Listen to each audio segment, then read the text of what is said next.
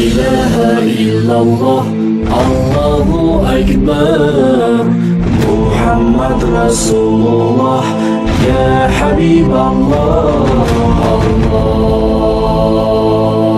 la ilaha illallah, Allahu Akbar, Muhammad Rasulullah, ya Habiballah. और मैं इस शेर के साथ में जनाब शहजाद खान साहब को दावत दूंगा। तेरी आमद से हर शे चमकदार लगे हैं, तेरी आमद से हर शे चमकदार लगे हैं, ये बज़्म ये महफिल गुले गुलजार लगे हैं। माइक पर जनाब शहजाद खान साहब और सन्नी बाबा काउंसलर दानी निमरावाड। अस्सलाम वालेकुम। सबसे पहले इस तकरीर के कार्यक्रम में हमारे साथ मौजूद मौलाना अबू तालिब जी जो भी आए नहीं आने वाले हैं, कुछ ही समय में वो यहाँ पर मौजूद होंगे। और हमारे साथ यहाँ पर ऑल मुस्लिम इंडी बोर्ड दिल्ली से कुछ लोग आए हुए, उनका भी बहुत स्वागत है। मौलाना फैयाज़ भाई का स्वागत है और मौलाना हबीब भाई का, मौलाना फेमिनुल भाई का, मौलाना हबीब रहमान जी का, मौलाना इरशाद जी का, हाजी तौसीफ भाई का भी स्वागत है। और ख़ासकर मैं दिल की गहराइयों से शुक्रगुजार हूँ हमारे सदर फिदाए मिल्लत चैरिटेबल ट्रस्ट का, जिनकी वजह से आज हम सब यहाँ पर इकट्ठा है और इतनी बेहतरीन तकरीर का जो कार्यक्रम हो रहा है, मैं चाहता हूँ आप दिल से इनके लिए तालियां बजाइए, क्योंकि उन्होंने आज इनकी मेहनत से आज ये प्रोग्राम कामयाब हो रहा है। और हमारे हाजी रागिब अली जमाल जी जो सेक्रेटरी है फिदाई मिल्लत चैरिटेबल ट्रस्ट के, उनका भी हार्दिक स्वागत है। माफ़ी चाहता हूँ किसी का नाम गलत ले लिया हो तो, क्योंकि ये कुछ अक्सर समझ में नहीं आए तो माफ़ी चाहता हूँ। और हमारे साथ यहाँ बेरामपुरा के सामाजिक कार्यकर्ता इस्माइल भाई है, सगीर भाई है, जावेद भाई है, उनका भी यहाँ पर स्वागत है। वैसे अच्छी तकरीर तो नहीं करता मैं, लेकिन बस दो बातें आपके बीच में रखूँगा। वैसे ही सर्दियों का मौसम है, माहौल ठंडा है यहाँ पर, लेकिन इस तकरीर के कार्यक्रम ने माहौल को गरम कर दिया है, तो ज़्यादा बातें नहीं करूँगा, बस कुछ बातें करना चाहता हूँ आपके बीच में, क्योंकि हिंदुस्तान का दौरा करता रहता हूँ, राजनीति से संबंध है मेरा। कॉरपोरेटर हूँ मैं, 21 साल की उम्र में कॉरपोरेटर बन गया था। आप जैसे भाइयों ने और मुस्लिम समाज ने एक मुसलमान लड़के को 21 साल की उम्र में गुजरात में सबसे छोटी उम्र का कॉरपोरेटर बना के भेजा था। और आज ये मेरी सेकेंड टर्म चल रही है दाढ़ी लिमड़ा में कॉरपोरेटर के रूप में। और मैं ऑल इंडिया में यूथ कांग्रेस का सेक्रेटरी और राजस्थान में काम करके आया चुनाव में।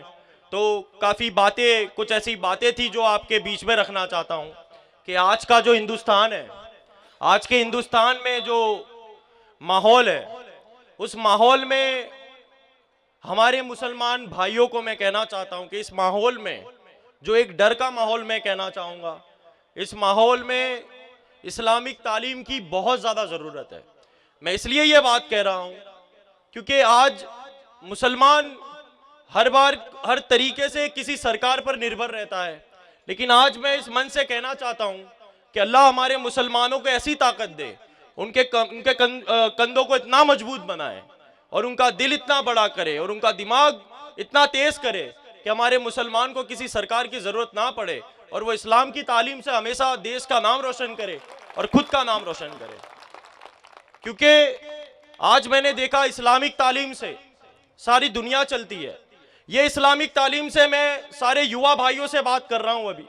ये इस्लामिक तालीम में कभी एजुकेशन की तालीम को आप जोड़ दोगे तो इंशाअल्लाह मुसलमान को कोई सरकार और कोई ताकत दबा के नहीं रख सकती।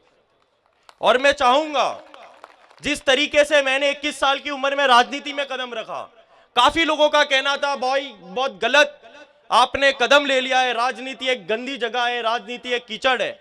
मैं हर मुसलमान नौजवान से कहना चाहूंगा कि वो एक जिगर से, वो एक ताकत से राजनीति में आए, ताकि जिस दिन हमारे 25 से 30 सांसद लोकसभा में बैठे होंगे, इंशाअल्लाह कोई की ताकत नहीं होगी कि मुसलमान पर कोई उंगली उठाए या मुसलमान को कोई भला बुरा कहे। तो मैं चाहूंगा कि हर नौजवान एक ताकत से राजनीति में उतरे और ये कीचड़ को साफ करे। जो आज भय का माहौल है, डर का माहौल है। मैं एक किस्सा सुनाऊंगा। मैं 15वीं अगस्त के दिन मेरी एक तिरंगा यात्रा थी। मैं राजस्थान था, टोंक में। सबने सुना होगा टोंक जिले का नाम। मैंने पुलिस को परमिशन दी, मांगी मैंने कि साहब मेरे यहाँ पे तिरंगा यात्रा निकालनी है। वो डीसीपी थे वहाँ के, वो शायद जानते नहीं थे मुझे, तो मुझे कहा कि भाई साहब आपका नाम? मैंने बोला मेरा नाम शहजाद खान पठान है। तो उन्होंने कहा भाई साहब ये टोंक जिला है, ये बहुत ही यहाँ का माहौल गर्म रहता है, थोड़ा 15वीं अगस्त के टाइम पे आप यात्रा निकालोगे तो तकलीफ हो जाएगी। मैंने बोला साहब ये तिरंगा यात्रा है, तिरंगा यात्रा, हिंदुस्तान आजाद हुआ है, इसलिए एक मुसलमान उसके देश का आजादी का जश्न बनाना चाह रहा है और आप मुझे परमिशन देने से रोक रहे हो। तो उन्होंने परमिशन दी, लेकिन रैली उस तरीके से निकली, हम 500 लोग थे और पुलिस 1000 थी। तो ये उदाहरण मैं इसलिए देना चाहता हूं कि ये डर का माहौल मुसलमान के प्रति नहीं, सारे धर्मों के प्रति चल रहा है हिंदुस्तान में। लेकिन ये डर का माहौल कोई सरकार के ठीक नहीं करना, जनता के ठीक करना है। तो मैं कहना चाहूंगा हमारे नौजवान पीढ़ी से, नौजवान भाइयों से, उनके बच्चों से, उनके बच्चों को अच्छी तालीम दे, अच्छी स्कूल में भेजे और पढ़ाई कराए। और जितने नौजवान मुसलमान भाई है जो रातों को ऐसे ही फिजूल वक्त बिताते हैं, मैं कहना चाहूंगा समय पर सो, समय पर उठो, समय पे नमाज पढ़ो और समय पे काम करो। इंशाल्लाह आपको आगे बढ़ने से कोई नहीं रोक पाएगा। बस ज्यादा कुछ नहीं कहूंगा। इतनी अच्छी तकरीर चल रही थी यहाँ पर, आपको लगेगा कोई नेता बीच में आ गया और सारा काम हमारा खराब कर दिया, तो ज्यादा कुछ नहीं करूंगा। बस ये फिदाई मिल्लत चैरिटेबल ट्रस्ट का मैं फिर से शुक्रगुजार हुआ। आज जिस मन से वादा करता हूं कि इस ट्रस्ट को मेरे लायक कुछ भी काम होगा, मेरे दिल के दरवाजे, मेरे दिल का द्वार आपके लिए हमेशा खुला है। हमारे लायक कुछ भी काम हो आप हमेशा मिल सकते हो। वैसे हमारा एक ट्रस्ट चलता है, जैसे हमारे भाई साहब ने बताया कि सनी बाबा ने चंडूले में आग जो लगी थी उसको बुझाया। वो मैं नहीं मानता कि कोई महान काम है, लेकिन मैं समझता हूं कि मुसलमान होने के नाते एक मुसलमान की जान बचाना ये मेरा काम नहीं है, ये मेरा काम है। लेकिन ये कोई एहसान का या कोई तालियों का श्रेय नहीं है कि मुझे मिले। मैं चाहूंगा कि ये तो मेरी जगह कोई भी होता तो ये कोई भी करता, लेकिन हमारा एक मेरे खुद के दादा के नाम का चैरिटेबल ट्रस्ट चलता है, जिससे हम लोग हर साल 2 बार समूह लगन करते हैं और उसमें 100 जोड़े की मुफ्त में उनके दहेज के साथ उनको समूह लगन में उनकी शादी करवाते हैं। और हर महीने में एक मेडिकल कैंप रखता रहता हूं, जिसमें करीबन 2-2 हज़ार 3-3 हज़ार जो मरीज होते हैं, जिनके माँ बाप के पास इतने पैसे नहीं होते, जो एक गरीब मरीज होता है जो अस्पताल में इलाज नहीं करा पाता, उनके लिए हम हमेशा आगे खड़े रहते हैं। और एक स्कूल चलती है हमारी MS पब्लिक स्कूल, वहाँ पे 2000 बच्चे पढ़ते हैं और जो बच्चा 70% 60% के ऊपर परसेंटेज लेके आता है उसकी हम 50% फीस माफ कर देते हैं। लेकिन ये बातें मैं इसलिए बता रहा हूँ कि आगे चल के कुछ भी मेरे लायक ऐसा काम हो किसी बच्चे की पढ़ाई के लिए जिसके माँ बाप के पास पैसे ना हो और उसके बच्चों की तालीम ना करा पा रहा हो, उस बूढ़े माँ बाप के लिए जिनकी तबीयत खराब हो और बेटे के पास पैसे ना हो, इसलिए कभी भी आप मेरे पास आ सकते हो। मेरा नंबर में मौलाना साहब के पास है, आप उनसे ले सकते हो और मेरे लायक कुछ भी काम हो आप हमेशा हमें याद कर सकते हो।